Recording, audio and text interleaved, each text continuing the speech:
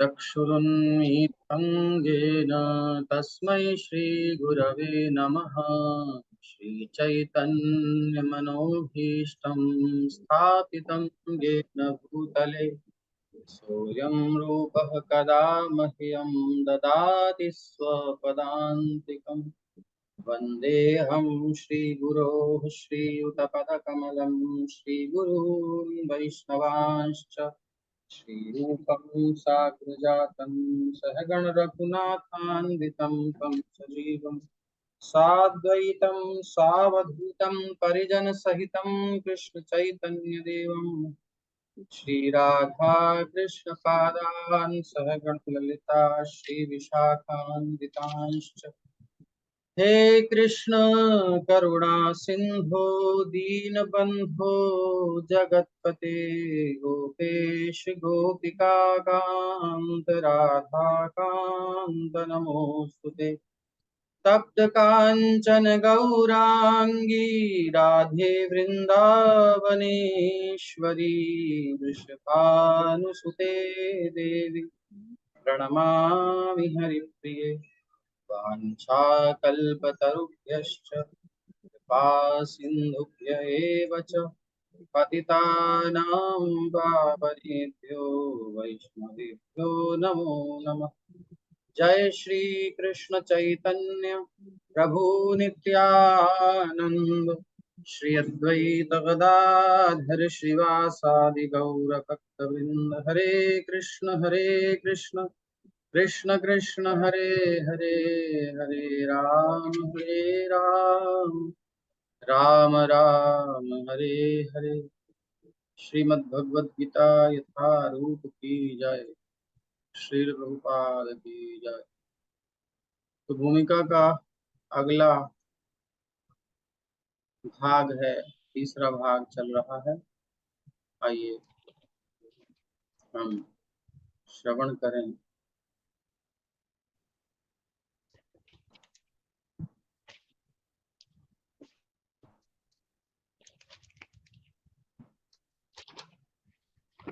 Page number 13, paragraph है, सारा वैदिक ज्ञान अमोघ है।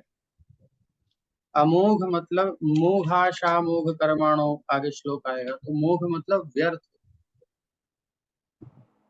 अब राम जी का बाण अमोघ है, व्यर्थ नहीं जाता, यानी सटीक, बिल्कुल परफेक्ट है। च्युत मतलब गिर जाना, नष्ट हो जाना, अपनी स्थिति से डिक्रीज हो जाना। अच्युत नाच्युत, जो च्युत ना हो, जैसा है वैसा स्टेबल रहे, नष्ट ना हो। ठीक है, तो सारा वैदिक ज्ञान अमोघ या अच्युत है, और हिंदू इस ज्ञान को पूर्ण तथा अमोघ मानते हैं। इंग्लिश में क्या लिखा है? तो उदाहरणार्थ गोबर पशुमल है, और स्मृति या वैदिक आदेश के अनुसार यदि कोई पशुमल का स्पर्श करता है, तो ये थोड़ा सरल है, इसको आप में से कोई पढ़ेंगे? कौन पढ़ना चाहते हैं? हैंड रेस करेंगे, कौन पढ़ना चाहते हैं? जी, सुषमा माता जी आप पढ़िए। उदाहरणार्थ गोबर पशुमल है, और स्मृति या वैदिक आदेश के अनुसार यदि कोई पशुमल का स्पर्श करता है तो उसे शुद्ध होने के लिए स्नान करना पड़ता है। लेकिन वैदिक शास्त्रों में गोबर को पवित्र करने वाला माना गया है। इसे विरोधाभास कहा जा सकता है, लेकिन यह मान्य है क्योंकि यह वैदिक आदेश है और इसमें संदेह नहीं कि इसे स्वीकार करने पर किसी प्रकार की त्रुटि नहीं होगी। अब तो आधुनिक विज्ञान द्वारा यह सिद्ध किया जा चुका है कि गाय के गोबर में समस्त कीटाणुनाशक गुण पाए जाते हैं। अतः वैदिक ज्ञान पूर्ण है क्योंकि यह समस्त संशयों एवं त्रुटियों से परे है, और भगवत गीता समस्त वैदिक ज्ञान का सार है। तो यहाँ पर प्रभुपाद जी बता रहे हैं कि ज्ञान अमोघ है, यानी एज इट इज स्वीकार करना चाहिए। इसमें कोई दोष नहीं, कोई कमी नहीं है, बिल्कुल परफेक्ट है। जब तक एक्सपेरिमेंट नहीं हुए थे तब तब भी लोग ऐसे ही मानते थे और चलते थे। बाद में एक्सपेरिमेंट के बाद भी प्रूफ हुआ कि ऐसा ही है, जैसे गोबर का उदाहरण दिया गया, और आज भी इसकी मान्यता है। अब तो सब जगह फैल रहा है। तो ये केवल एक अंध भक्ति नहीं है, ये वैज्ञानिक, ये प्रामाणिक है, भगवान के मुख से निकली हुई वाणी है या शास्त्र है हमारे, ये अनुभूत हैं, ये परीक्षित हैं। इनको कोई आवश्यकता नहीं है कि इसमें एक्सपेरिमेंट किया जाए, एक्सपेरिमेंटेड हो चुके हैं एक्सपेरिमेंट, इसलिए इसमें कोई दोष नहीं है।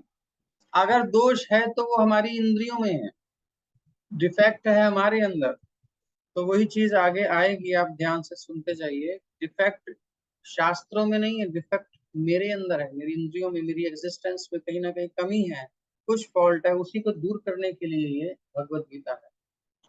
तो जब हम एज इट इज स्वीकार करते हैं, उसको अप्लाई करते हैं अपने जीवन में, तो फिर हम अनुभव करते हैं कि ये वास्तव में परिपूर्ण है, और जो मेरी कमी थी वो मैं दूर कर लूं, कमी दूर करके हम भी पूर्णता को प्राप्त होते हैं। ठीक है, तो हमको जीवों को पूर्ण बनाने के लिए गीता का ज्ञान है, त्रुटियों से रहित बनाने के लिए गीता का ज्ञान है, संशयों से रहित करने के लिए गीता का ज्ञान है, नहीं तो संशयात्मा विनश्यति, संशयों में रहेंगे तो डाउटफुल होकर के नष्ट हो जाएंगे, लाभ नहीं ले पाएंगे। ये नष्ट होना मतलब गीता भगवान की वाणी का लाभ नहीं ले पाएंगे और जीवन नष्ट कर देंगे। और जो लॉ है, प्रकृति के नियम है, वो तो छोड़ने वाले नहीं है। ये बेचारा अज्ञानी है, इसको डाउट था, इसका मैं छोड़ दूं, नहीं, ऐसा नहीं होने वाला। नेक्स्ट पैराग्राफ अभी, हाँ हेमा माता जी पढ़िए।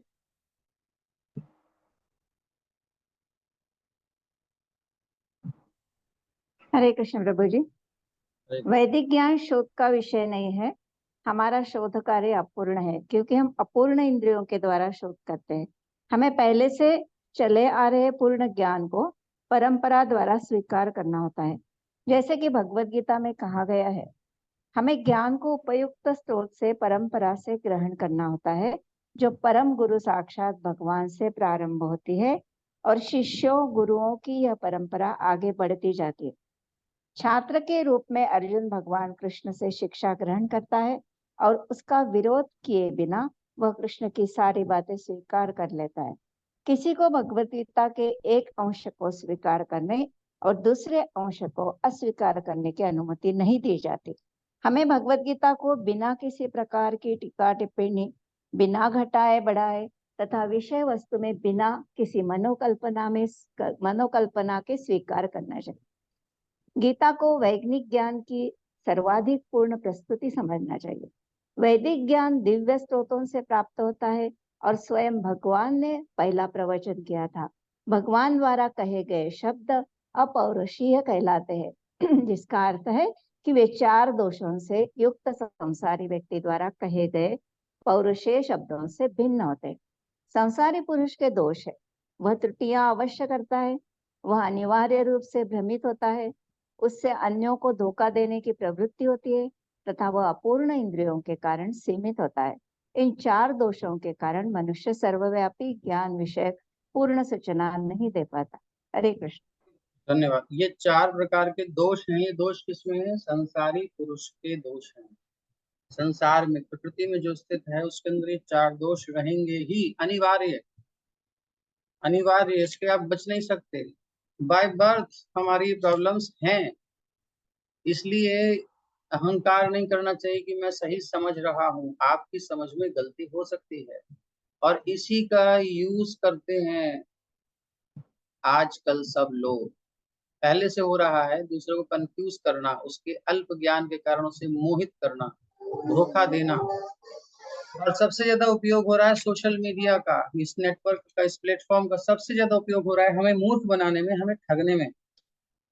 किसी भी स्तर पर चले जाओ, भौतिक क्षेत्र से आध्यात्मिक क्षेत्र तक आप चले जाइए, क्योंकि टेंडेंसी ठगने की है, इसलिए ठग बहुत सारे बैठे हुए हैं, छोटे से लेकर के बड़े व्यक्ति तक। और एक बच्चे के अंदर भी ये टेंडेंसी होती है, बच्चा भी अपने बड़ों को मूर्ख बना देता है, ठग लेता है, झूठे आंसू बहाएगा, झूठा मुंह बनाएगा, माँ उसके ऊपर रीझ जाएगी, उसकी बात मान लेगी। है, ये सब क्या है? ये ठगने की प्रवृत्ति बचपन से ये सबके अंदर बाय बर्थ ही है। उसे अपनी बात मनवा लेगा, सब काम करवा लेगा अपने, और जब मम्मी चली जाएगी तो मौज करेगा, वाह वाह मजा आ गया, मम्मी को हमने मूर्ख बनाया। तो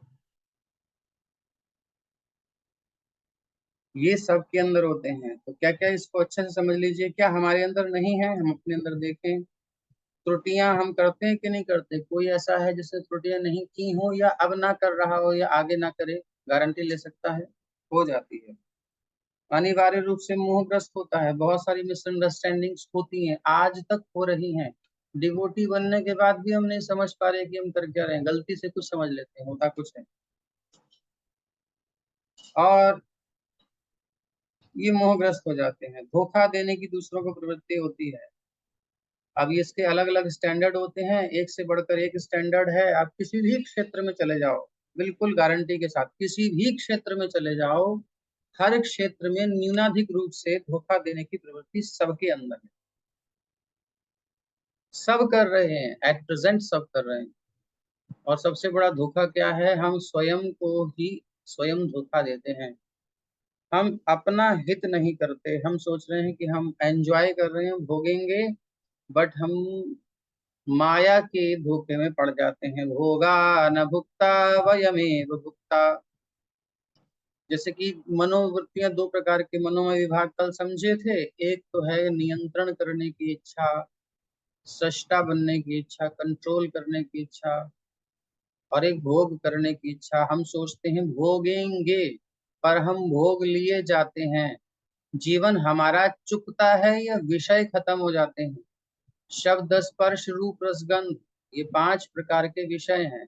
देखने के लिए कुछ है, इसको बार बार बोलने से आप एक बार समझ जाओ, आगे बहुत बार आएगा।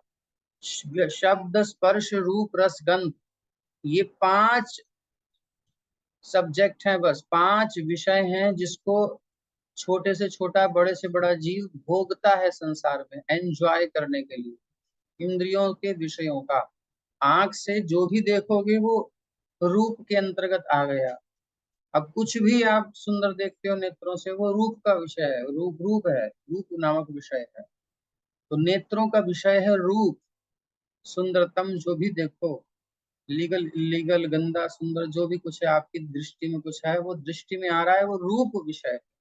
उसको हम देख करके और अंदर कुछ सुख का अनुभव करते हैं, वो क्या है? भोग है। मन में उसका अनुभव करना। कान से कुछ भी शब्द सुनते हैं, वो शब्द है। तो कान का विषय शब्द है, उसे सुन करके हमें अच्छा लगता है, नाचते हैं, गुनगुनाते हैं। मन में कुछ आह्लाद का अनुभव करते हैं, सुख की अनुभूति करते हैं, उल्लास की अनुभूति करते हैं। ये कान का विषय भोग है। ऐसे ही स्पर्श करते हैं। अब कुछ भी आप टच करते हो और उसकी सुंदर फीलिंग लेते हो, ए टू जेड कुछ भी है, वो स्पर्श सुख है, स्पर्श विषय है। रस, जीभ से स्पर्श करते हो, टेस्ट लेते हो, कुछ भी ए टू जेड जो भी टेस्ट लेते हो, वो सारा क्या है? रसनेन्द्रिय का विषय है, रस। और गंध, नासिका से आप अलग अलग प्रकार की गंध का सूंघते हो, आघ्राण करते हो, वो सब जो है हमारे गंध के विषय हैं। अलग अलग प्रकार की गंध होती है, स्मेल्स अलग अलग, किसी को कुछ पसंद है। तो जहां भी जो भी यूज कर रहा है, एक नेचुरल प्रोडक्ट है वो भी गंध है, और एक जो स्प्रे व्रे करते हैं, बनाते हैं केमिकल्स से, वो भी गंध है। और जहां भी जो भी है वो गंध हमारी नाक से ही आती है, तो वो जो है वो विषय है। तो शब्द है, स्पर्श है, रूप है, रस है और गंध है। इसके अलावा क्या कोई विषय भोग हम भोगते हैं? थोड़ा विचार कीजिए, 10 सेकंड तक आपको समय दिया जा रहा है, विचार कीजिए।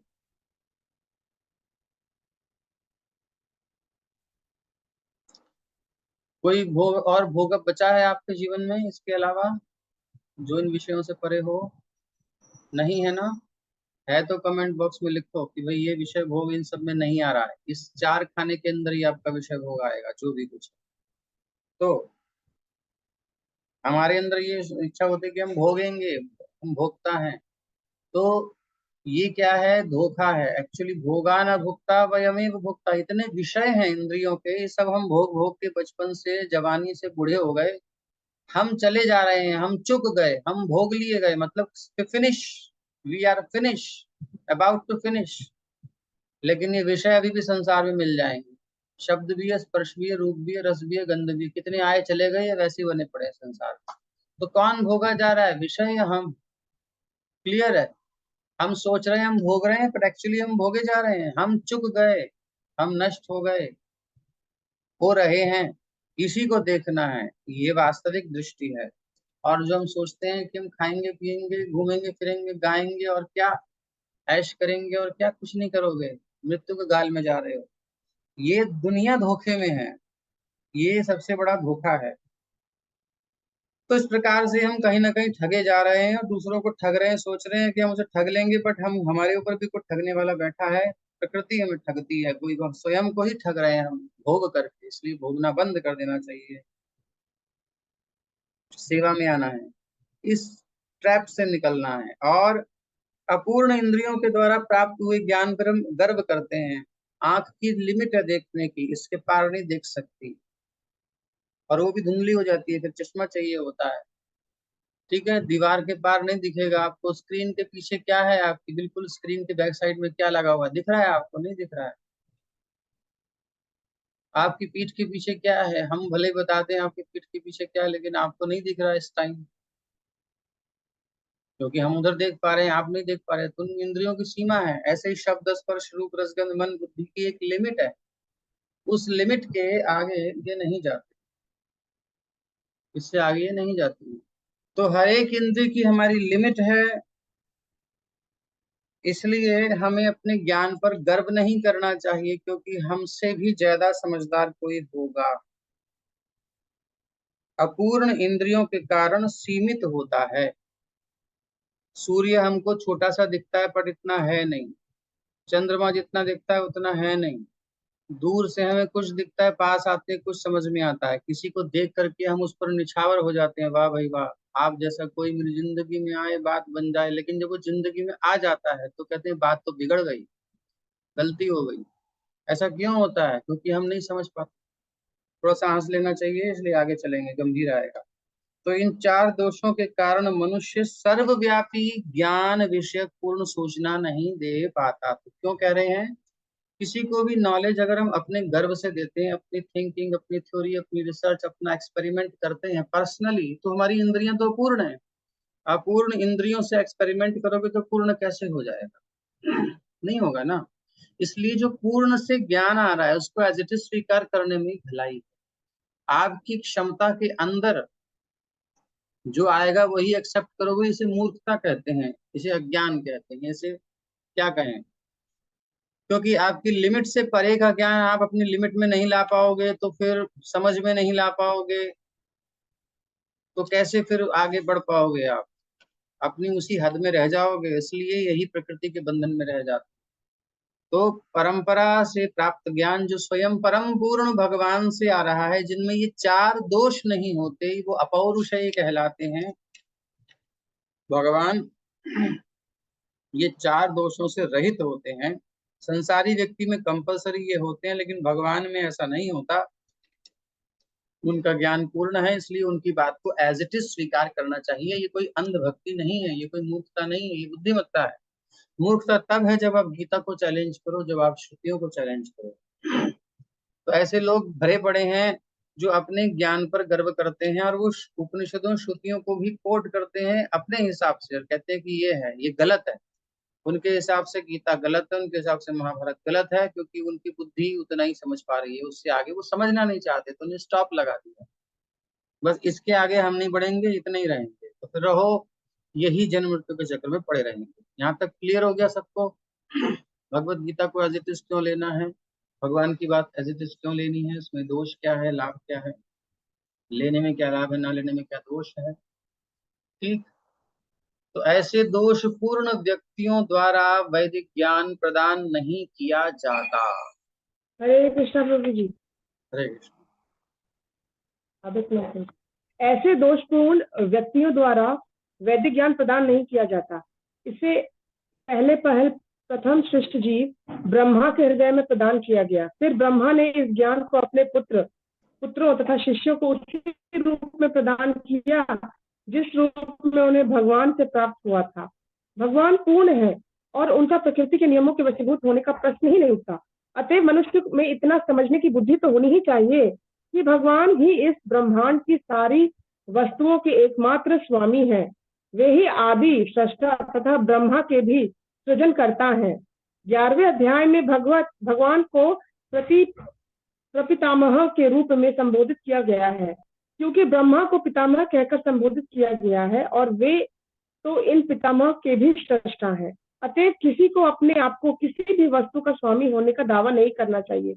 उसे केवल उन्हीं वस्तुओं को स्वीकार करना चाहिए जिन्हें उसके पोषण के लिए भगवान ने हिस्से में दी है। हरे कृष्ण। ठीक है, तो कुल मिलाकर सरेंडर अनटू मी वाला हिसाब किताब है। भगवान हमारे पिता स्वरूप हैं, हमारे जनक हैं, उनके आगे झुकना, उनकी बात को मानना, ये एक अच्छा संस्कार है, इसको स्वीकार करने में कोई दोष नहीं है। लेकिन कुछ धूर्त होते हैं जो ऐसा नहीं करना चाहते हैं, तो वो अपना नुकसान करते हैं। तो हम किस कैटेगरी में रहना चाहते हैं, बस वो देखें। अगर हम भगवान की शरण में आना चाहते हैं, सही को समझकर सही जगह अपने आप को अर्पित करना चाहते हैं, भगवान की सिक्योरिटी चाहते हैं, तो हमें भगवान की बात मानकर उनके पथ पर चलें। और नहीं तो ऐसे लोगों का संग कम से कम छोड़ दें, नहीं तो वो ले जाएंगे हमको गड्ढे में। असत संग त्यागना चाहिए। जो गीता के शब्दों में विश्वास नहीं रखते, जो शास्त्रों उपनिषदों को अध्ययन नहीं करते हैं तो अपने हिसाब से तोड़ मरोड़ कर उसकी व्याख्या करते हैं, तो वो ऐसे लोगों से हमें दूर रहना चाहिए, चाहे वो प्रत्यक्ष हो चाहे सोशल मीडिया पर हो, क्योंकि उनके मुख से जहर निकलता है और हमारे पास काउंटर एक्ट करने के लिए कोई मेडिसिन होती नहीं है। इसलिए हम उससे प्रभावित होते हैं न्यूनाधिक रूप से। हाँ, बात तो सही है, ये बात तो उसमें भी मेरी भी समझ में नहीं आ रही। अब उसको साइड में रख दोगे तो वो इकट्ठा होता रहेगा बॉक्स में, तो एकदम से भड़केगा फटेगा। बाद में आप समझ जाओगे कि ये क्या हुआ, कब चेंज हो गया पता नहीं चलेगा। इसलिए चित्त को दूषित नहीं करना है, सबसे बड़ी बात है। गीता के आप श्रवण करने आए हो, पढ़ने आए हो, तो ये बात समझ लो कि दो कैटेगरी के लोग संसार में हमेशा से थे, हैं और रहेंगे। द्वौ भूत सर्गो लोकेस्मिन् दैव आसुर एव च, एक देव और एक आसुर। विष्णु भक्त स्मृतो दैव, जो विष्णु के भक्त हैं वो देव की कैटेगरी में आते हैं। और व्यासुर सद्विपर्यय, जो भगवान की बात को नहीं मानते, अगेंस्ट रहते हैं, विरोध करते हैं, अपने मन से चलते हैं, एंजॉय के लिए दुनिया देखते हैं, बस वो असुरों की श्रेणी में आते हैं। भले ही सुंदर हो, ब्यूटीफुल हो, सॉफ्ट बोलने वाले हो, सबकी हेल्प करने वाले हो, लेकिन उनके चित्त में ये होता है कि मैं हेल्प करने वाला हूँ, मैं भोगता हूँ, मैं नियंता हूँ, मैं कर सकता हूँ। वो सारे असुर होते हैं। चाहे कितने ब्यूटीफुल हो, हैंडसम हो, कुछ भी हो, कितने सुंदर बड़े बड़े मिलियनर बिलियनर हो, वो सब असुर हैं। आपको अभी ग्रुप में भेजा गया था, प्रभुपाद जब गए थे, कौन सी जगह याद नहीं, तो वहां पर वहां के राजा ने उनको इनवाइट किया था, लेकिन जब उन्होंने देखा अरे ये तो मांसाहारियों को प्रमोट कर रहा है, उसकी फैक्ट्री का उद्घाटन करने जा रहा है मारने वाली, प्रभुपाद मिले ही नहीं उससे वापस। ये उधर ये कर रहा है, उधर से ये करेगा, काम गड़बड़ है। तो इसलिए हमें ऐसे लोगों से दूर रहना है, तभी हमारी उन्नति होगी, अन्यथा हमारी बुद्धि दूषित होगी, भ्रमित होगी और फिर हम पतन में चले जाएंगे। ये पक्की बात है, असत्संग से असत बुद्धि होती है। तो अब दोषपूर्ण व्यक्तियों द्वारा वैदिक ज्ञान प्रदान नहीं किया जाता, लेकिन ऐसे दोषपूर्ण व्यक्ति खूब पैसा खर्च करके और मीडिया पर आगे आ रहे हैं और बड़ी बड़ी जगह जा रहे हैं। तो ऐसे लोगों से बचिए और इतना स्ट्रांग बनिए, इतना अध्ययन कीजिए, इतने सुंदर सुंदर आप अभ्यास कीजिए, ऐसे भक्तों का संग कीजिए जो कि इसको डिफेंड करने में तैयार रहते हैं, इसको रोकने में इसको समर्थ हैं। ऐसे लोगों भक्तों के संग में रहने से आपका मन दृढ़ होगा। सिद्धांत समझेंगे तो आपका मन दृढ़ होगा। उसके लिए बहुत सारी बुक्स हमारे आचार्यों ने दी हैं, एक एक कर इसमें टाइम लगाइए और खुद के भजन में आगे बढ़िए। कनिष्ठ, मध्यम और उत्तम, तीन अवस्थाएं हैं भक्तों की। कनिष्ठ अवस्था में सारी प्रॉब्लम्स रहती हैं, इसलिए बचना चाहिए।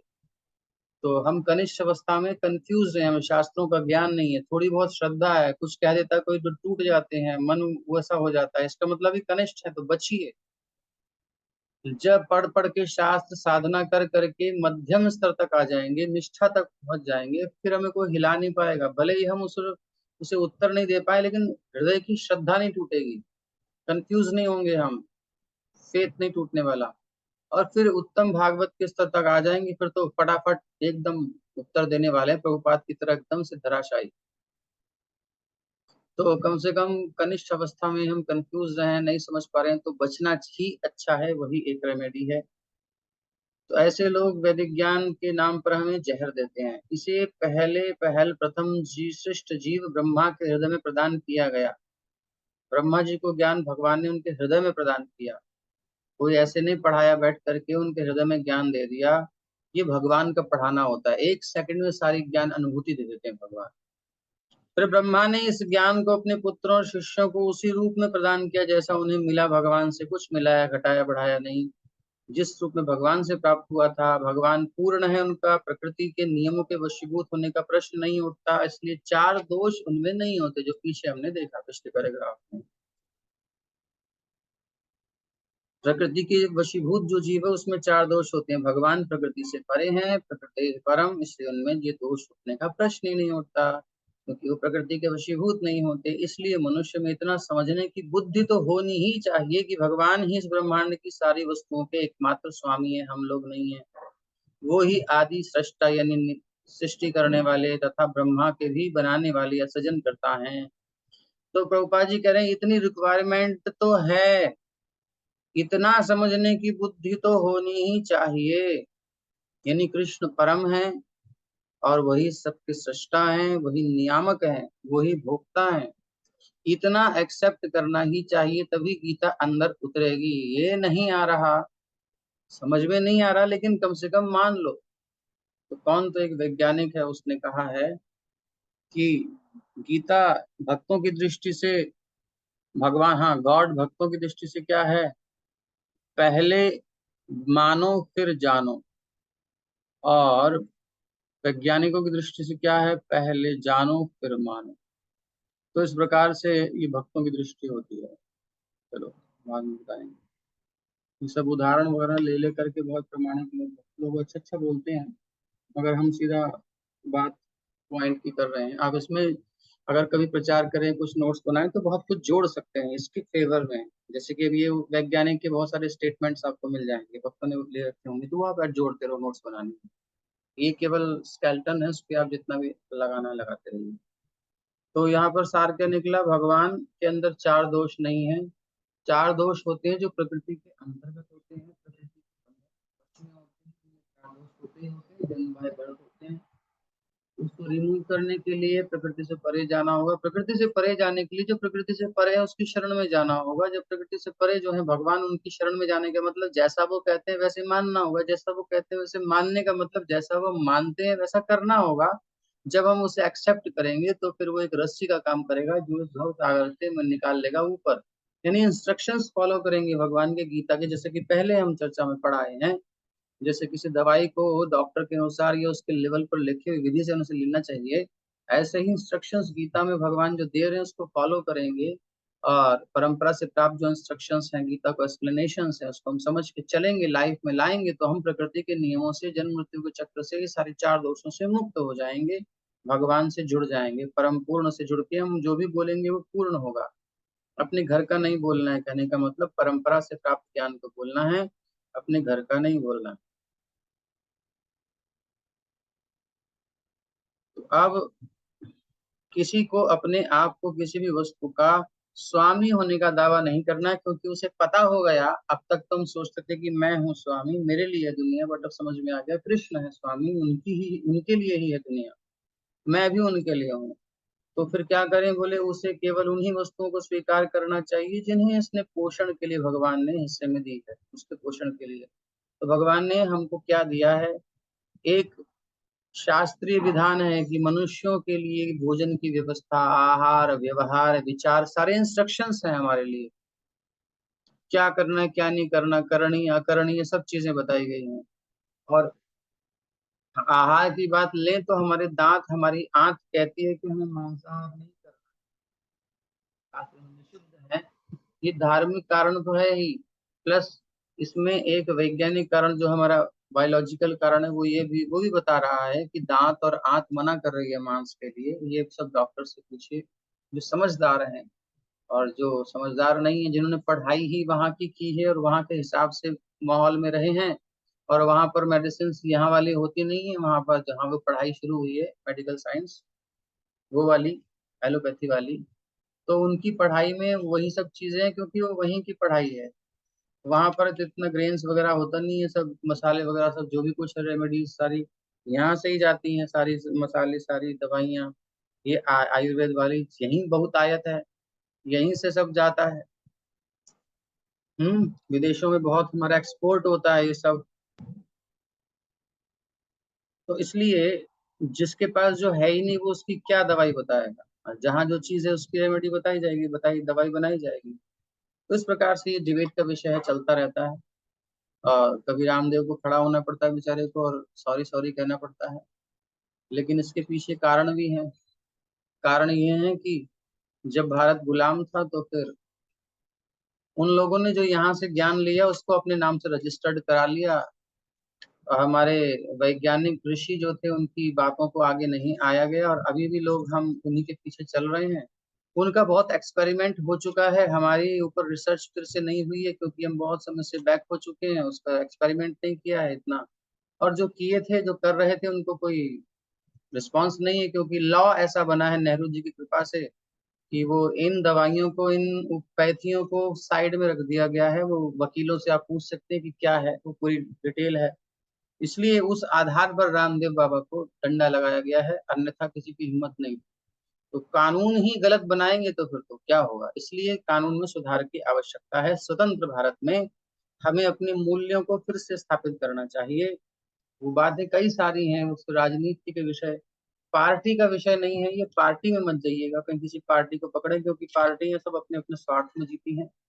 किसी एक पार्टी का कोई हो जाएगा तो फिर वो जिंदगी भर उसका गुलाम रहेगा, वो उसी की बस वोट देते रहो। वो सब सिस्टम नहीं है, हमें भारत की इस बात करनी है, हमें संस्कृति की बात करनी है। तो इसके लिए हमें जागरूक होना चाहिए। हमारे पुराने नाम जो शास्त्रों में लिखे हैं, जैसे कि मायापुर, मायापुर जो था उसका मियापुर हुआ, तो उसको फिर हमारे आचार्यों ने मायापुर करवाया। ऐसे ही हमारे जो वास्तविक स्वरूप है जिसका जो, वो वापस आना चाहिए। बस इतनी बात है। जो करे वो अच्छा है, जो ना करे वो अच्छा नहीं है। बस जो शास्त्र के अनुसार चले, जो शास्त्र के अनुसार शासक कौन अच्छा, जो शास्त्र के अनुसार चले, राजा कौन अच्छा है, जो शास्त्र के अनुसार सिद्धांत को मानकर शासन करे। शासन व्यवस्था कहाँ बताई गई, किसी के घर में बनाई गई? शासन व्यवस्था भी शास्त्र में दी गई है कि शासन कैसे करना है।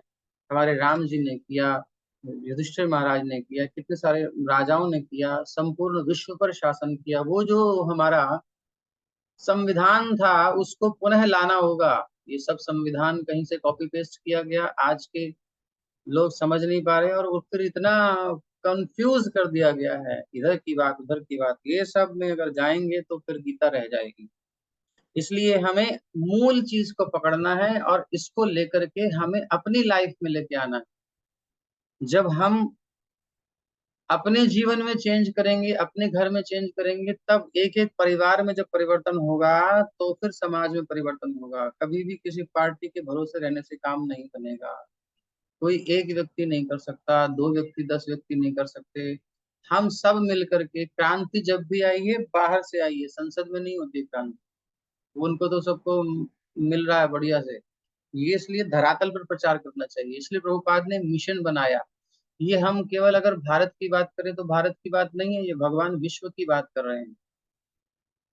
तो इसलिए प्रभुपाद विश्व भर में गए, और चाहे कोई सी सरकार हो, किसी भी देश की सरकार हो, पार्टी तो केवल एक देश की होती है, लेकिन अब ये पूरी दुनिया की बात है, तो प्रभुपाद ने पूरी दुनिया में चैलेंज किया। हम छोटी सी बात से लेकर के बड़ी तक ले जाना चाहते हैं, तो अपना माइंड विकसित करना है। तो ये छोटी छोटी किसी मोटिव को, किसी एजेंडे को लेकर के नहीं चलना है, कि विश्व व्यापी एजेंडा होना चाहिए हमारा। पूरी दुनिया में सबका हित जिसमें हो, सबका कल्याण जिसमें हो, वो उपदेश है गीता के। इसलिए इस गीता को आप इंडिया में फॉलो करो, चाइना में करो, रशिया में करो, अरब कंट्रीज में करो, जहां भी करोगे उनको ब्लिस मिलेगा, आनंद मिलेगा, सुखी होंगे। लेकिन वहां की सरकारें उसको स्वीकार नहीं करती, इसलिए बैन लगाना चाहती है। ये एक समस्या है, उसके अगेंस्ट हमें रहना है, चाहे किसी भी देश में रहें, किसी भी कंट्री में कुछ भी हो। हमें सेल्फिश मोटिव नहीं रखना, हमें भगवान की इच्छा को पूरा करना है। और भगवान की इच्छा क्या है? सर्व जीवों का हित हो, सर्वभूत हिते रता। भगवान आगे कहते हैं कि सब जीवों का हित जिसमें हो ऐसा करना चाहिए, सभी जीवों का, किसी एक दो या किसी समूह का हित नहीं, सबका हित जिसमें हो, और वो केवल भगवत गीता में सामर्थ्य है। ऐसा प्रभुपाद जी ने करके दिखाया। अभी प्रतिभा माता जी आप पढ़िए। भगवान द्वारा हमारे हिस्से के लिए रखी गई वस्तुओं को किस तरह काम में लाया जाए, इसके अनेक उदाहरण प्राप्त हैं। इसकी भी व्याख्या भगवत गीता में हुई है। प्रारंभ में अर्जुन ने निश्चय किया था कि वह कुरुक्षेत्र में युद्ध में नहीं लड़ेगा। यह उसका अपना निर्णय था। अर्जुन ने भगवान से कहा कि वह अपने ही संबंधियों को मारकर राज्य का भोग नहीं करना चाहता। यह निर्णय शरीर पर आधारित था, क्योंकि वह अपने आप को शरीर मान रहा था और अपने भाई भतीजों, सालों, पितामहों आदि को अपने शारीरिक संबंध या विस्तार के रूप में ले रहा था। अतएव वह अपनी शारीरिक आवश्यकताओं को तुष्ट करना चाह रहा था। भगवान ने भगवत गीता का प्रवचन इस दृष्टिकोण को बदलने के लिए ही किया, और अंत में अर्जुन भगवान के आदेशानुसार युद्ध करने का निश्चय करते हुए कहता है, करिष्ये वचनम तव, मैं आपके वचन के अनुसार ही करूंगा। तो यहाँ पर प्रभुपाद जी यही कह रहे हैं कि एक छोटे से क्षेत्र में मत फंसो, भाई भतीजावाद में मत फंसो, मेरा तेरा में मत फंसो। ये शारीरिक स्तर पर है। ये जो मेरा देश है राष्ट्रवाद है, एक्चुअली ये भी शारीरिक स्तर पर है कि हम भारत देश के लिए, चाइना वाला चाइना के लिए, रशिया वाले रशिया के लिए, और इसी के नाम पर बहुत बड़ा आदमी का शोषण भी हो जाता है कई बार। राष्ट्रवाद के नाम पर कुछ लोगों ने ठगना भी शुरू किया। कौन सा तो वो मोबाइल आया था तिरंगा तिरंगा करके, पहले याद हो किसी को, 500 रुपए में, कितने में, शायद कम 251 में था, बहुत पहले, जब जियो का, रिलायंस का शुरू हुआ था। तो अब वो स्कैम निकला, वो करके चला गया, भाग गया फिर। तो अब ये राष्ट्र के नाम पर, इसके नाम पर भी लोग ठग लेते हैं, क्योंकि जिसको स्वार्थ करना होता है पूरा कर लेता है। तो इसीलिए शारीरिक स्तर पर जो निर्णय होता है ना, वो अच्छा नहीं होता। शारीरिक स्तर पर राष्ट्र के प्रति जो हमारा एक भाव है, वो शारीरिक स्तर पर है, तो वो भी कोई श्रेष्ठ नहीं है। ये भगवत गीता किसी राष्ट्रवाद की बात नहीं कर रही है। अगर ये राष्ट्रवाद की बात करती तो केवल भारत तक सीमित रह जाती। ये भगवत गीता को इस एक सेक्ट में या एक राष्ट्र में बांधने की कोशिश ना करें। जैसे सूर्य को आप किसी एक देश में नहीं बांध सकते कि भैया यहाँ का सूर्य यहीं पे उदित हुआ, ऐसा नहीं है। ये संपूर्ण विश्व के लिए, उसकी रश्मियों को आप बांध नहीं सकते कि वो केवल भारत में प्रकाश देंगी, अमेरिका, चाइना, रशिया में, गल्फ कंट्रीज में नहीं देंगी, ऐसा नहीं कर सकते आप। तो भगवत गीता को भी बांध नहीं सकते। ये सबके लिए है, सबके लिए। इसलिए ये निर्णय शरीर पर जो आधारित है वो हमें त्यागना है। शारीरिक संबंध या विस्तार के रूप में नहीं लेना है सार ये है, हमें अपने शारीरिक स्तर से उठना है, अपनी शारीरिक आवश्यकताओं को तुष्ट नहीं करना। शरीर मतलब स्थूल शरीर तो है ही, सूक्ष्म मेंटल ब्रेन, हमारी बुद्धि, हमारा मानसिक स्तर, हमारा बौद्धिक स्तर, इसकी संतुष्टि के लिए नहीं, हम भगवान की संतुष्टि के लिए कार्य करें। ये बहुत ऊंची बात है। और भगवान की संतुष्टि के लिए कार्य करने वाला ही विश्व में प्रचार कर सकता है, विश्व का कल्याण कर सकता है, क्योंकि वो सबके प्रति समभाव रखता है, सबको भगवान का अंश देखता है। उसके लिए कॉन्टिनेंट कोई बाधा नहीं होते, कोई उसका एरिया नहीं होता है। तो इसलिए प्रभुपाद पूरे विश्व में परिक्रमा करते हैं, जा करके सबको ये कृष्ण भावना का प्रदान करते हैं, क्योंकि कृष्ण सबके हैं और सब कृष्ण के हैं। वो किसी एक देश, किसी एक जाति, किसी एक व्यवस्था के नहीं हैं, वो सबके हैं। तो इसलिए जो जहां भी फंसा है उससे उठ करके और भगवान की बात को माने और भगवान की कहे अनुसार चले, तो वो इन सब दोषों से ऊपर उठ जाएगा, सारे बंधनों से, क्लेशों से, समस्याओं से ऊपर उठने लगेगा, जैसा कि अर्जुन ने किया। करिष्य वचनम तव। तो ब्रॉड माइंड होना है, छोटा मोटा नहीं होना, ये कहने का अभिप्राय है। आत्मा के स्तर पर जब तक नहीं आएगा कोई, तब तक वो एक देश, एक जाति, एक पंथ, एक किसी भी जगह फंसा रहेगा और उसी के लिए जीता मरता रहेगा। हमें उठना है इससे ऊपर। छोटी छोटी बातों में फंस करके हम जीवन बर्बाद कर देते हैं। किसी ने एक बात कह दी, उसी के लिए मरे जा रहे हैं। जीवन बीत गया, उसने मुझे ऐसा कहा था, मुझे इसका उत्तर देना है। अरे भाई, तुम्हारा जीवन उतर गया, सारी चढ़ाई जवानी उतर गई, बूढ़े हो गए, तो उसे दिमाग में रख के बैठो, निकालो उसे। हैं? तो ये सब चीजें दिमाग से निकाल कर कृष्ण ने क्या कहा था वो कहाँ है, वो क्यों नहीं दिमाग में रखा। अर्जुन ने वो सब निकाल दिया है और कहा करिष्य वचनम तव, आपके कहे अनुसार चलूंगा। ये उत्तर को हमें उठाना है अपने और आगे बढ़ना है। कोई चले चले, नहीं तो एकला चलो रे। हमें थोड़ी नीचे जाना है, हमें उठना है। अगर बगल में बैठा व्यक्ति नहीं उठना चाह रहा तो कोई बात नहीं, जितना वो चाहता है उतने उठाओ, बाकी आप उठो, लेकिन रुको मत। आगे तनिषा पढ़ो।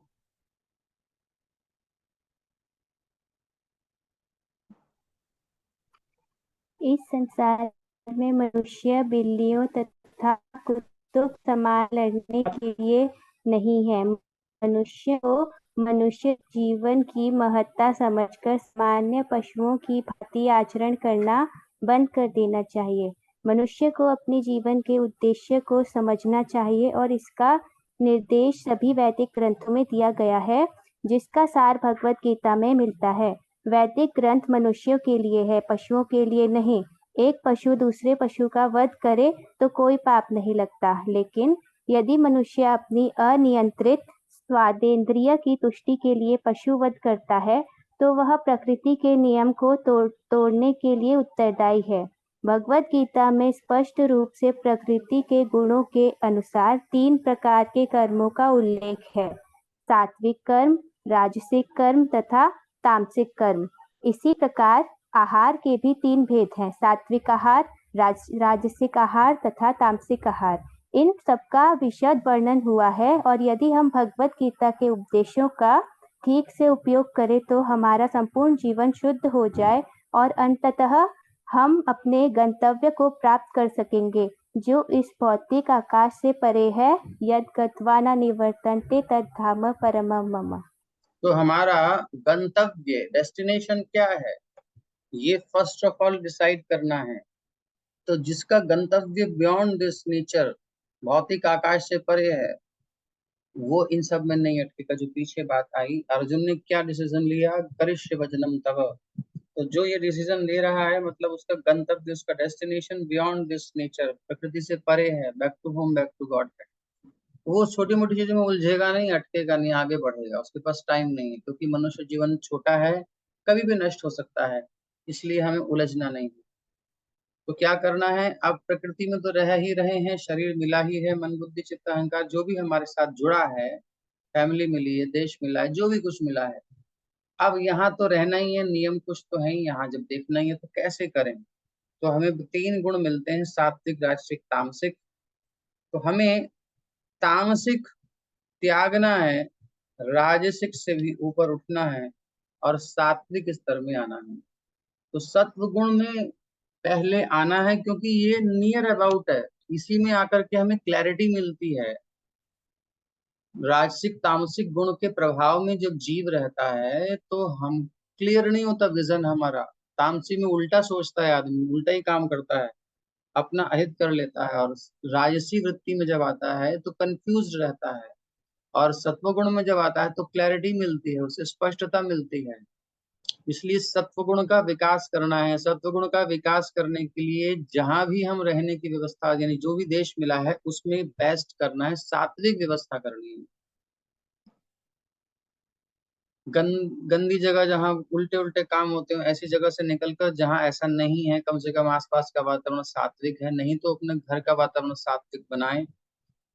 ये हमें क्रिएट करना पड़ेगा। आहार भी प्रभुपाद जैसे कह रहे हैं, तो सात्विक राजसिक तामसिक आहार भी 3 प्रकार का है, तो आहार भी सात्विक लेना है। जो हम पढ़ रहे हैं वो भी सात्विक विषय होना चाहिए, तब हम समझ पाएंगे। प्रकृति से परे जो हमारा डेस्टिनेशन है, गंतव्य है, वहां तक जा पाएंगे, नहीं तो यहीं फंस जाएंगे। ऐसे ही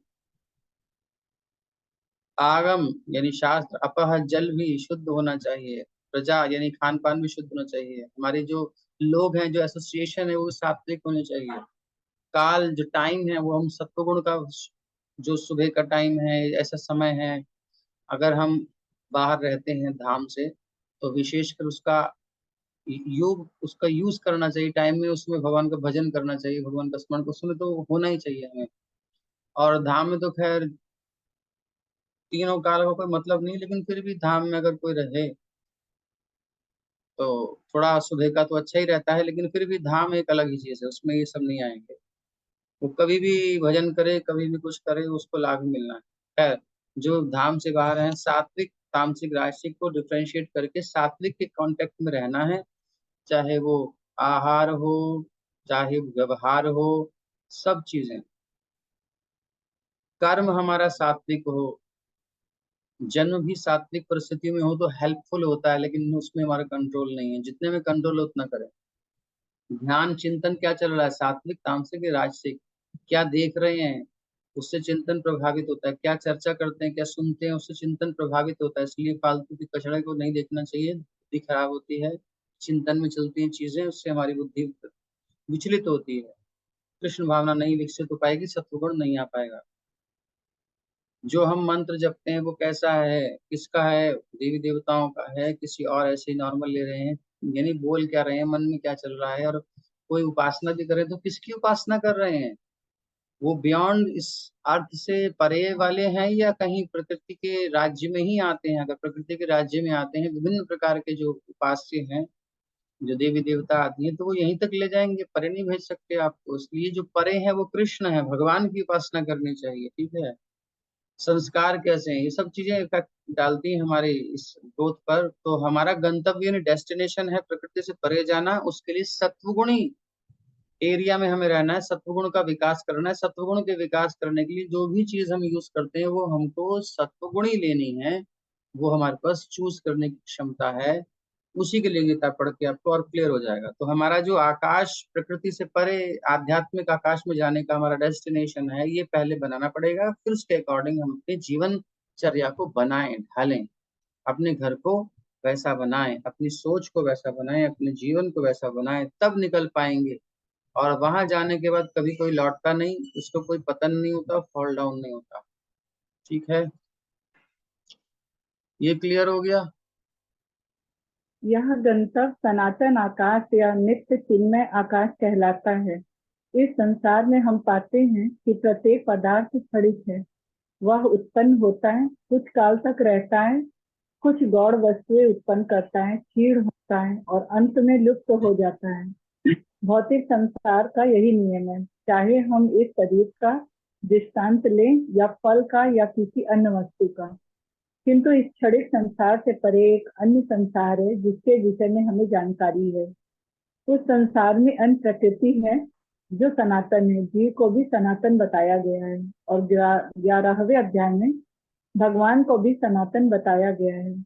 हमारा भगवान के साथ घनिष्ठ संबंध है और चूंकि हम सभी गुणात्मक रूप से एक हैं, सनातन धाम, सनातन भगवान तथा सनातन जीव, ये तो गीता का सार अभिप्राय हमारे सनातन धर्म को जागृत करना है, जो कि जीव की शाश्वत वृत्ति है। हम अस्थायी रूप से विभिन्न कर्मों में लगे रहते हैं, किंतु यदि हम इन क्षणिक कर्मों को त्याग कर परमेश्वर द्वारा प्रस्तावित कर्मों को ग्रहण कर लें तो हमारे ये सारे कर्म शुद्ध हो जाएंगे। यही हमारा शुद्ध जीवन कहलाता है। हरे कृष्ण। तो कुल मिलाकर हम अभी हमारा डेस्टिनेशन क्या, पिछली बार देखा हमने पिछले पैराग्राफ में, प्रकृति से परे भगवान के धाम, जो चिन्मय है, जो प्रकृति के गुणों से परे है। और उसमें जाने के लिए पहले हमें यहाँ इन 3 गुणों में एडजस्ट करना होगा कि सबसे पहले हमें सत्वगुण में आना होगा। सत्वगुण से हम आगे जा सकते हैं, इस प्रकृति से परे निकलने का आधार पा सकते हैं, रास्ता पा सकते हैं, इंसाइट पा सकते हैं, कुछ क्लैरिटी मिलेगी कि क्या करना है, कैसे करना है। अदरवाइज हम कंफ्यूज रहेंगे, नहीं समझ पाएंगे। संसार में ऐसे कितने लोग हैं जिनको कुछ पता ही नहीं कि क्या जिंदगी का उद्देश्य है, वो आत्महत्या कर लेते हैं, कहीं फंस जाते हैं, मर जाते हैं, ये होते हैं, वो होते हैं। लेकिन जो भगवत गीता पढ़ता है, सत्वगुण में रहता है, कुछ नियम पालन करता है, सात्विक व्यक्ति है, उसके जीवन में आत्महत्या नहीं आती, उसके जीवन में फ्रस्ट्रेशन नहीं आती। उसे पता ही है छोटी मोटी चीजों में क्या इस इतनी बड़ी जीवन को उसमें नष्ट करना है, इन सब चीजों के लिए वो इग्नोर कर देता है, हटा देता है, वो निकल जाता है। तो सत्वगुण का ही इतना इफेक्ट है, व्यक्ति बिल्कुल प्लस प्रसन्न रहता है।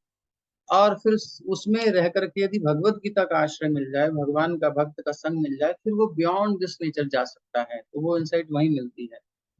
तो इसलिए ये प्रभुपाद बता रहे हैं कि दो संसार हैं, दो आकाश हैं, एक भौतिक और एक आध्यात्मिक। भौतिक तो अनित्य है, प्रकट अप्रकट होता है। पीछे प्रकृति के बारे में हमने सुना था, ईश्वर जीव प्रकृति काल कर्म के सेक्शन में।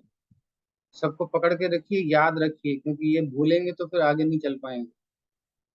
अब यहाँ पर एक नित्य आकाश है जिसमें कि इन गुणों का कोई प्रभाव नहीं है, जो कभी बनता बिगड़ता नहीं, जो नित्य है, परमानेंट है। वहां कोई भी नष्ट नहीं होता, जैसा है वैसा ही है, और नित्य नवायमान रहता है और सुंदर पे सुंदर होता जाता है। कोई समस्या वहां नहीं होती। ये क्षणिक है, वो नित्य है, ये अंतर है। तो इस क्षणिक संसार से परे है। तो इस संसार में जो कुछ है, किसी को भी ले लो, उसमें 6 परिवर्तन होते हैं। तो ये 6 परिवर्तन दिए गए हैं, इसको याद रखना चाहिए और अप्लाई करके देख लो। कोई भी दुनिया का मटेरियल होगा, कुछ भी होगा, उसमें परिवर्तन होते ही है। इवन सूक्ष्म रूप से हमारे थॉट्स जो होते हैं ना, उसमें भी ये है। और कहीं उत्पन्न हुआ, कहीं विचार कहीं से आया, उत्पन्न हुआ, उसके बाद थोड़ा उसको हम पोषण करेंगे तो बढ़ेगा, और उसका फिर साइड इफेक्ट आएगा। हम कुछ एक्टिविटी कर देंगे, प्रोडक्ट हो गया, बाय प्रोडक्ट, और उसके बाद वो विचार क्षीण होगा और फिर लुप्त हो जाएगा। काम करिए, खत्म। विचार में भी ये है, तो फिर स्थूल पदार्थों में क्यों नहीं होगा? स्थूल तो दिख ही रहा है कि पेड़ हुआ, फिर बड़ा, फल दिए, फिर झुका, फिर खत्म हो गया। आप कंस्ट्रक्शन करते हो, इंजीनियर साहब हो, तो आप भी देखते हो, पहले माइंड में क्रिएट होती है बिल्डिंग, उसके बाद उसको फिर धरातल पर क्रिएट किया जाता है, बढ़ती है, उसके बाद फिर जो भी उसने करना होता है, धराशायी होकर खत्म हो जाती है, लिमिट के बाद खत्म। संसार में सबका ये है, ये क्षणिक संसार है, और इसमें हम कभी भी परमानेंट रह नहीं सकते। इसमें कभी भी कोई व्यवस्था परमानेंट हो नहीं सकती, और हो गई तो वो कुछ समय के बाद वो परेशान करने लगेगी। इसलिए अच्छा है जैसे चल रहा है संसार में, है। तो जाना है तो सनातन धाम में जाएं, क्योंकि हम सनातन हैं। हमारा यहाँ के साथ कभी भी एडजस्टमेंट हो नहीं सकता। हम जैसा चाहते हैं वैसा होगा नहीं कभी भी, क्योंकि हमारी चाह हमारे हिसाब से है। हम आत्मा है, हम सनातन हैं। हम सनातन को चाहते हैं, सनातन है तो सनातन को चाहते हैं, सनातन से चाहते हैं, सनातन ही चाहते हैं, और यहाँ पर सब असनातन है, अनित्य है। इसलिए बैलेंस कभी नहीं बैठेगा। इसलिए उदास मत होया करो कि काम नहीं हुआ, सब बिगड़ गया। वो होना ही है, कुछ भी नहीं होगा ठीक ठाक। यहाँ तो बैलेंस ही करना पड़ेगा, एडजस्ट ही करना पड़ेगा। इसलिए इसको एडजस्ट करते करते करते करते करते निकलने का प्रयास करिए, है कि नहीं? बस यही है, योग कर्मसु कौशलम। यही कर्मों की कुशलता है, जीवन की कुशलता है, जीने की कला है, कि एडजस्ट करते हुए संसार पे और हम अपने गंतव्य तक पहुंच जाएं।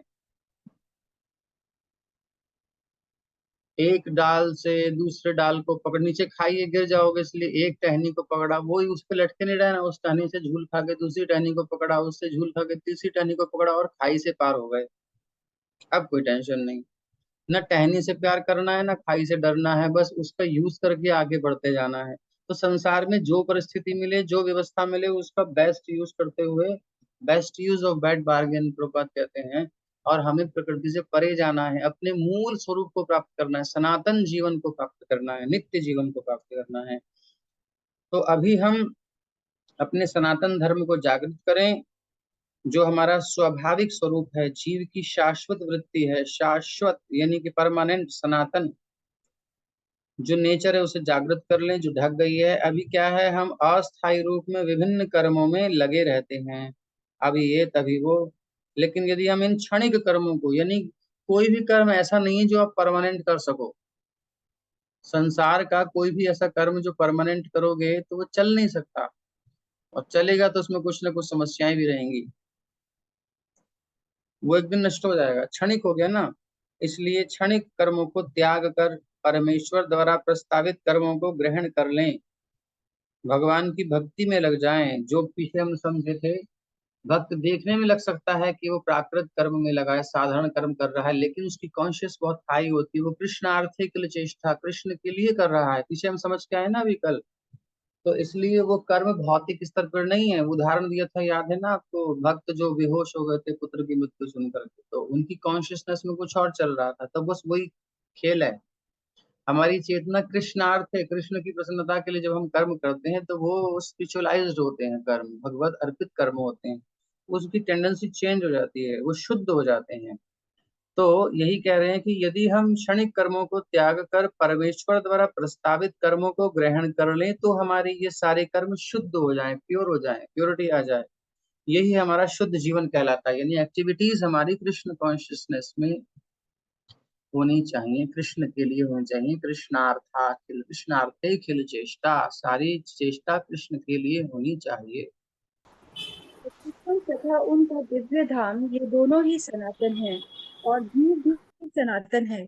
सनातन धाम में परमेश्वर तथा जीव की संयुक्त संगति ही मानव जीवन की सार्थकता है। भगवान जीवों पर अत्यंत दयालु रहते हैं क्योंकि वे उनके आत्मज हैं। भगवान कृष्ण ने भगवत गीता में घोषित किया है, सर्व योनिषु अहम बीज प्रदः पिता, मैं सबका पिता हूँ। निसंदेह अपने अपने कर्मों के अनुसार नाना प्रकार के जीव हैं, लेकिन यहाँ पर कृष्ण कहते हैं कि वे उन सबके पिता हैं। अतएव भगवान उन समस्त पतित बुद्ध जीवों का उद्धार करने तथा उन्हें सनातन धाम वापस बुलाने के लिए अवतरित होते हैं, जिससे सनातन जीव भगवान की नित्य संगति में रहकर अपनी सनातन स्थिति को पुनः प्राप्त कर सके। भगवान स्वयं नाना अवतारों के रूप में अवतरित होते हैं या फिर अपने विश्वस्त सेवकों को अपने पुत्रों, पार्षदों या आचार्यों के रूप में इन बुद्धिजीवों का उद्धार करने के लिए भेजते हैं। बुद्धिजीव नहीं, बद्ध जीव, कंडीशनड सोल्स। धन्यवाद। तो हम सनातन हैं, भगवान सनातन हैं, और हम का जहाँ रहने का जगह है, जो स्पिरिचुअल वर्ल्ड है, वो भी सनातन है। हमारी रिलेशनशिप भी सनातन है। एवरीथिंग इज सनातन। वो हमारा मूल स्वरूप है। पीछे मूल स्वरूप की बात आई थी, मुक्ति की बात आई थी, ठीक है ना। तो अभी कहाँ है, हम एंटेंगलमेंट में यहाँ पे फंसे हुए हैं। कहाँ, इस प्रकृति में जो सब अनित्य है, असनातन है, अनित्य है। हम जो कुछ स्थापित करना चाहते हैं टेम्परेरी है, इसलिए हमेशा टेंशन रहती है, कहीं ये ना हो जाए, कहीं वो ना हो जाए, ये वो हमेशा फियरफुल रहते हैं। तो ये प्रॉब्लम्स रहेंगी। इसलिए कृष्णा कहते हैं, काय को यहाँ एडजस्ट कर रहे हो, आओ back to home, back to Godhead, come to me, surrender unto me. तो उसी के लिए भगवान कभी खुद आते हैं, कभी भक्तों को भेजते हैं। तो ये इनकी क्रीड़ाएं, लीलाएं चलती रहती है। सबका उद्देश्य है जीव को वापस अपने पास नित्य धाम बुला लेना। तो हम सब उन्हीं के बच्चे हैं, और हमारे को भगवान इसीलिए गीता सुना रहे हैं। हम गीता भी इसीलिए पढ़ रहे हैं, back to home, back to Godhead जाने के लिए। जब तक संसार में है थोड़ा बहुत एडजस्टमेंट करके रहिए, और फिर जब निकलना है तो निकलना ही है। ठीक है, आगे पढ़िए। हरे कृष्ण। अतएव सनातन धर्म किसी सांप्रदायिक धर्म पद्धति का सूचक नहीं है। यह तो नित्य परमेश्वर के साथ नित्य जीवों के नित्य कर्म धर्म का सूचक है। जैसा कि पहले कहा जा चुका है, यह जीव के नित्य धर्म वृत्ति को बताता है। श्रीपाद रामानुजाचार्य ने सनातन शब्द की व्याख्या इस प्रकार की है, वह जिसका न आदि है और न अंत। अतएव जब हम सनातन धर्म के विषय में बातें करते हैं तो हमें श्रीपाद रामानुजाचार्य के प्रमाण के आधार पर यह मान लेना चाहिए कि इसका न आदि है और न अंत। ये हरे तो कृष्ण। स्पष्ट है, इसमें कोई तो समझने की आवश्यकता नहीं है। सनातन धर्म है, सनातन सब कुछ है, उन्होंने बता ही दिया है। तो वो क्लियर किया प्रभुपाद ने। तो हम उलझना नहीं है असनातन में, ये अनित्य में, टेम्परेरी चक्कर में मत पड़ो।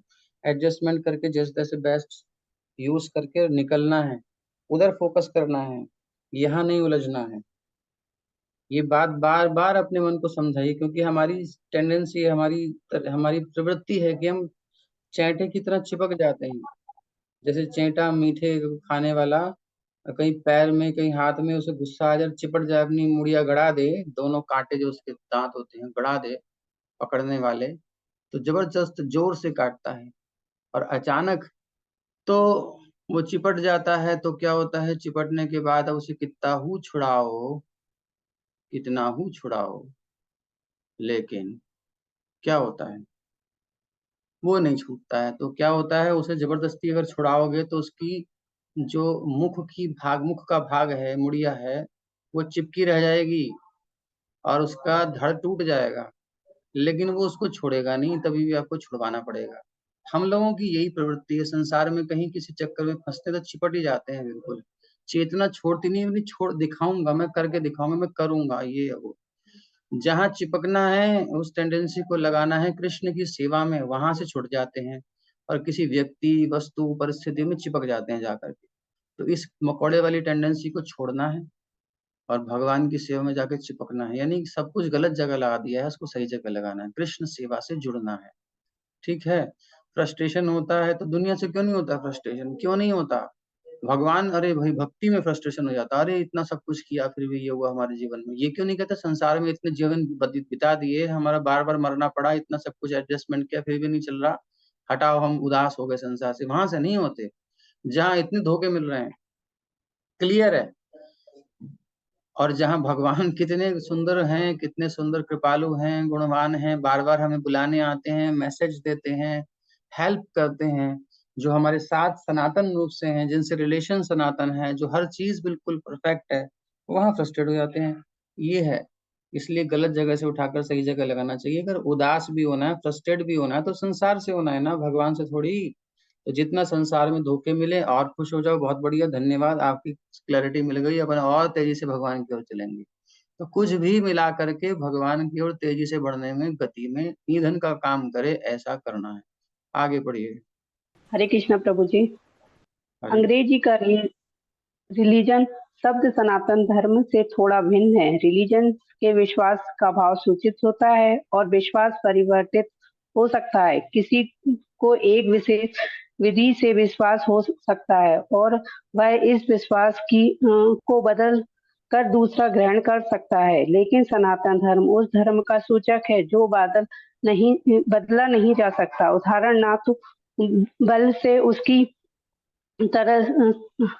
तरलता विलक की जा सकती है, ना ही अग्नि से ऊष्मा विलक की जा सकती है। ठीक इसी प्रकार जीव से उसके नित्य कर्म को विलक नहीं किया जा सकता है। सनातन धर्म जीव का शाश्वत अंग है। अतएव जब हम सनातन धर्म के विषय में बात करते हैं तो हमें श्रीपाद अनुजाचार्य के प्रमाण को मानना चाहिए कि उनका ना तो आदि है ना अंत है। जिसका आदि ना अंत हो वह सर्व प्रदायक नहीं हो सकता है, क्योंकि उसे किसी सीमा में नहीं बांधा जा सकता है। जिसका संबंध किसी संप्रदाय से होगा, वे सनातन धर्म को भी सांप्रदायिक मानने की भूल करेंगे। किंतु यदि हम इस विषय पर गंभीरता से विचार करें और आधुनिक विज्ञान के प्रकाश में सोचें तो हम सहज ही देख सकते हैं कि सनातन धर्म विश्व के समस्त लोगों का ही नहीं अपितु ब्रह्मांड के समस्त जीवों का है। हरे कृष्ण जी।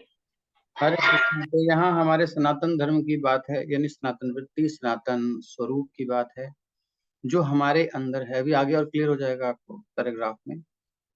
तो सनातन यानी जिसका आदि और अंत नहीं है, जो नित्य है, परमानेंट है, था, है और रहेगा, जो कभी नष्ट नहीं होता, उसे सनातन कहते हैं। तो हमारा धर्म सनातन है।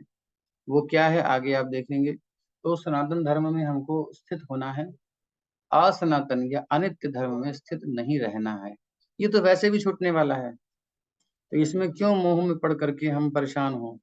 जितना भी है, जो भी है संसार में, उसे बस एडजस्ट करना है, ज्यादा उसमें दिमाग या दिल नहीं देना है, उसको एडजस्ट करके और बैक टू होम जाने को आगे रखना है। यानी सनातन धर्म को फोकस करना है और असनातन को, अनित्य को फोकस नहीं करना है।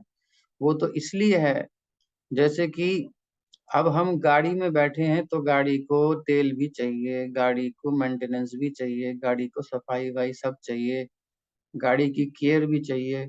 लेकिन यही कोई करता रहे, गाड़ी निकाले बढ़िया से स्टार्ट करके बढ़िया से उसको थोड़ा सा चार्ज ऊर्ज कर दे, मतलब एक्टिव कर दे, सफाई वफाई करवा के बढ़िया हवा हवा चेक करके और बढ़िया से उसकी सब व्यवस्था देख दाख के, और बस थोड़ा सा दूर जाके और ड्राइव थोड़ी सी करके ताकि वो एक्टिव रहे कार, उसको राखे फिर गैराज में खड़ा कर दे।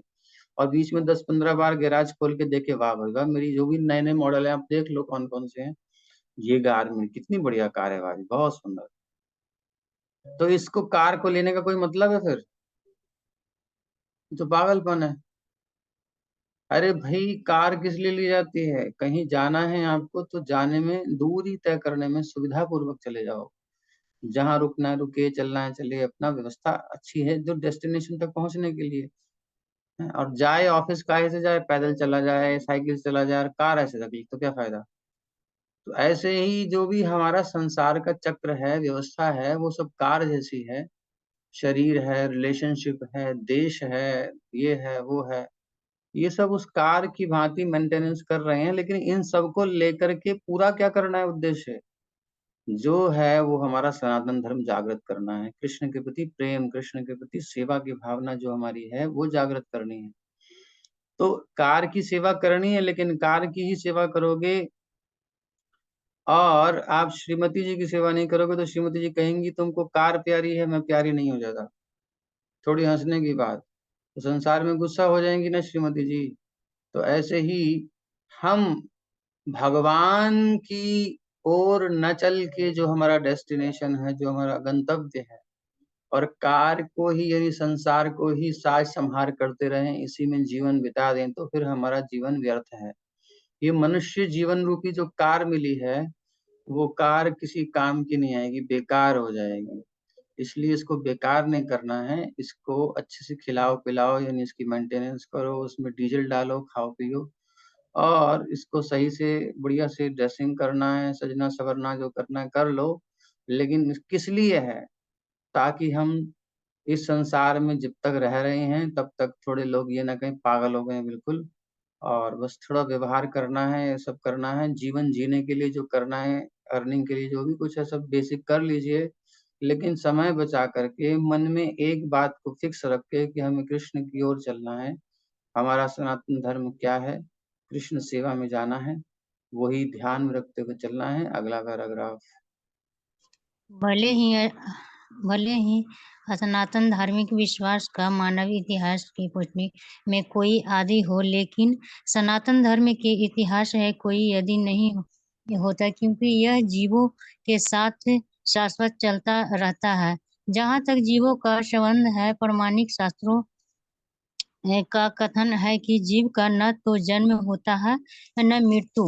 गीता में कहा गया है कि जीव न तो कभी जन्मता है और न कभी मरता है, वह शाश्वत तथा अविनाशी है और इस साक्षान छान भांगुर शरीर के नष्ट होने के बाद भी रहता है। सनातन धर्म के स्वरूप के प्रसंग में हमें धर्म की धारण को संस्कृत के मूल शब्द के अर्थ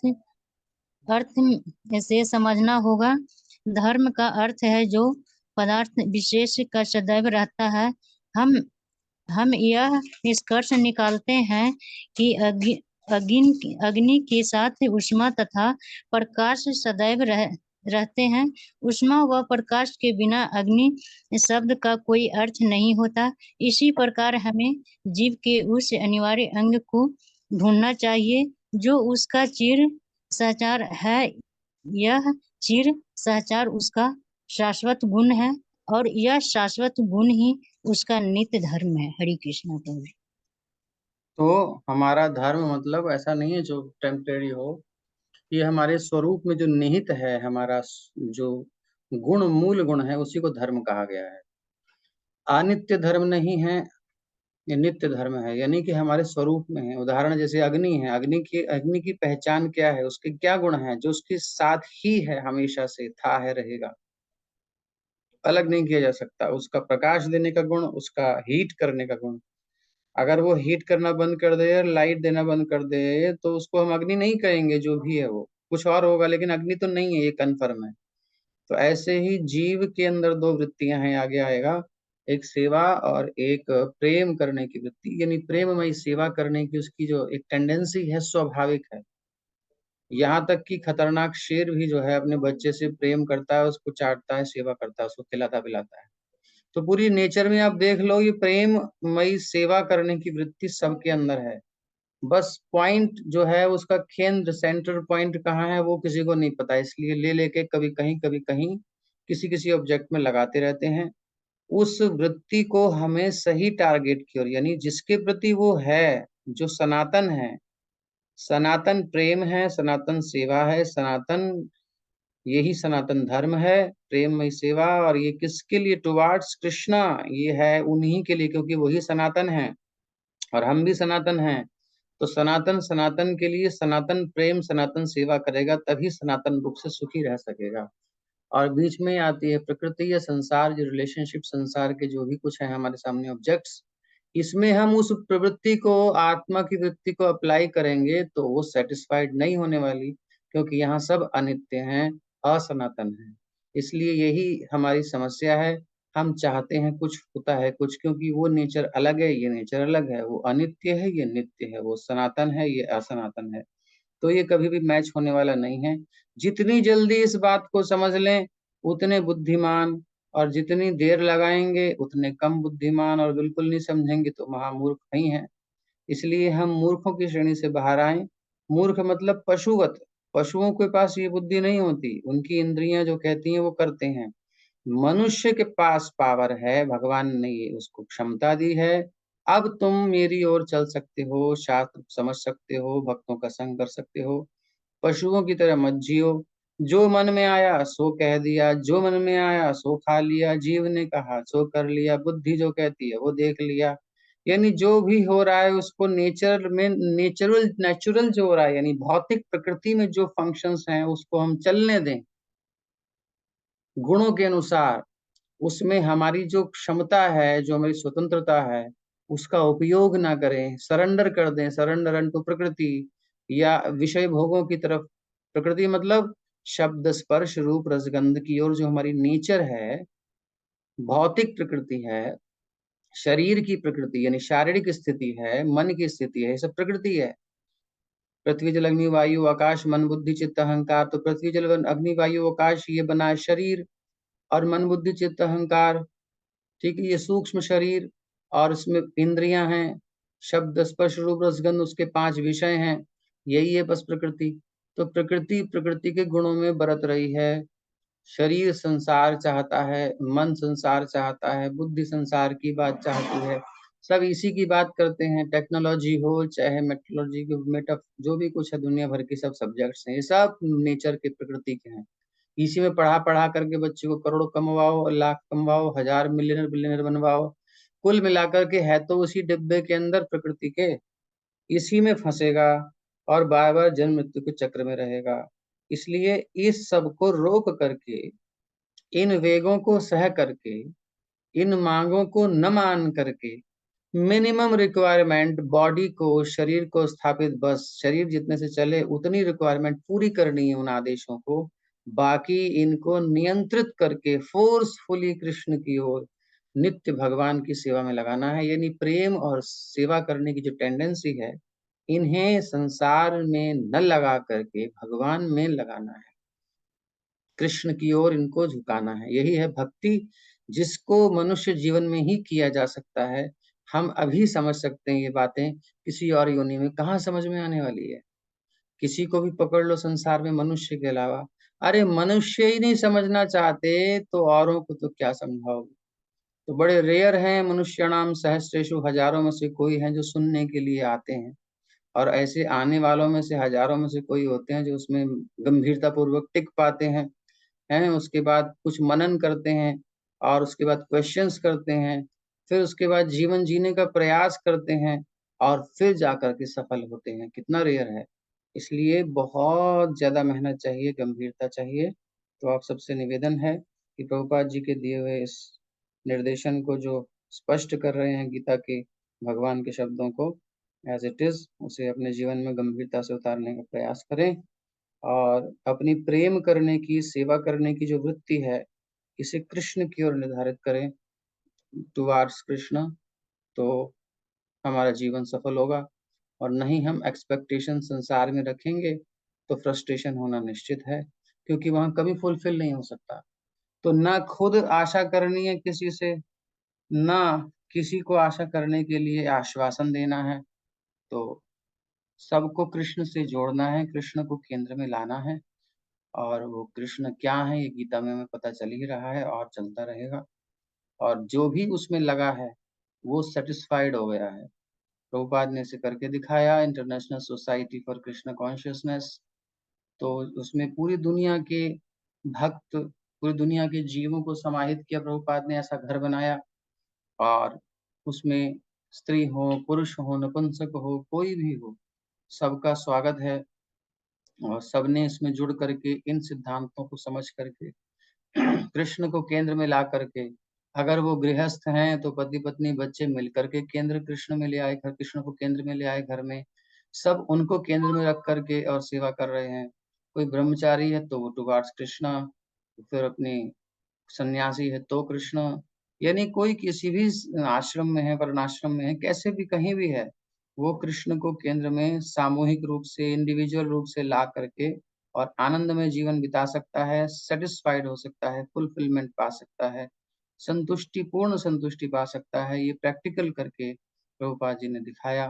तो इसी को हमें समझना है और उसे मनन कीजिए, चिंतन कीजिए, और यहाँ तक का जो सब्जेक्ट मैटर है बिल्कुल क्लियर कर लीजिए, नोट्स बना लीजिए, और कोई समस्या हो तो पूछिए। नंबर सबके पास है ही ग्रुप में, 9458501542। कोई प्रॉब्लम है तो कभी भी पूछिए, जब समय होगा आपको उत्तर दे दिया जाएगा। लेकिन अब जो 4 दिन बचे हैं, 4 दिन में हम किसी से भी कभी भी कांटेक्ट कर सकते हैं।